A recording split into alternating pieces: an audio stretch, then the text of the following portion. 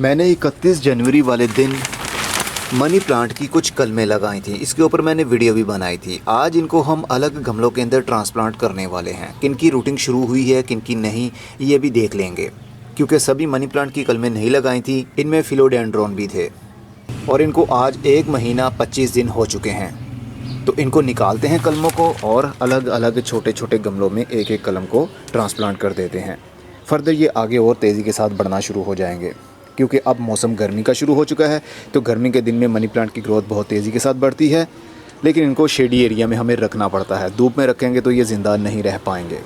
इनको हमने लगाया था कोकोनट हस्क के अंदर। कोकोनट चिप होता है, ये छोटे छोटे से टुकड़े होते हैं, छोटे छोटे बाल बारीक बारीक होते हैं, उनके अंदर हमने लगाया था, क्योंकि वाटर होल्डिंग इसके अंदर अच्छी होती है।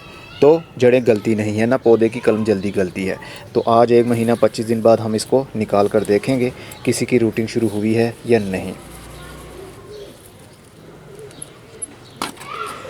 ये देखिए, इसकी जड़ें शुरू हो चुकी हैं। बस मेन काम होता है कि पौधे की जड़ें शुरू हो जाएं, तो फिर ऊपर से पौधा खुद ब खुद ही अच्छी ग्रोथ शुरू कर देता है। अब ये नया पत्ता भी एक निकल रहा है, तो इसको हम लेंगे और एक ही गमले के अंदर लगाएंगे। एक गमले में एक पौधा।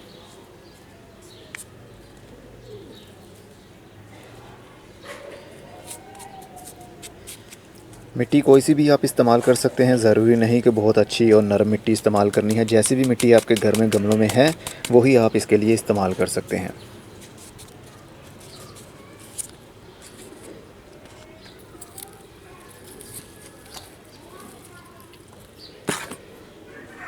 इसकी भी जड़ें आ चुकी हैं और ऊपर से नया पत्ता भी निकल रहा है।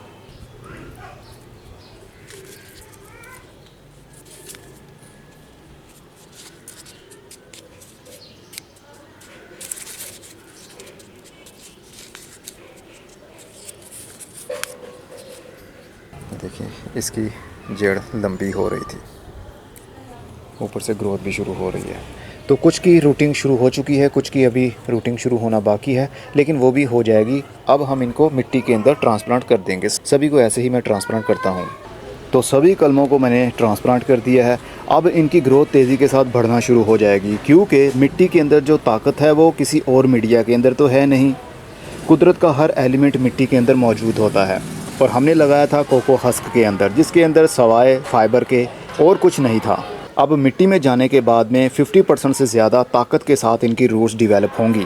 जिन कलमों की अभी सही रूट डिवेलप नहीं हुई थी, मिट्टी में जाने के बाद में वो तेज़ी के साथ काम करना शुरू करेंगी। और वैसे भी मौसम थोड़ा गर्म हो रहा है, तो गर्मी के मौसम में शेडी एरिया में टेम्परेचर तकरीबन 30 से 32 डिग्री तो रहता है। तो 30 से 32 डिग्री टेम्परेचर इसके लिए बहुत ज़बरदस्त है।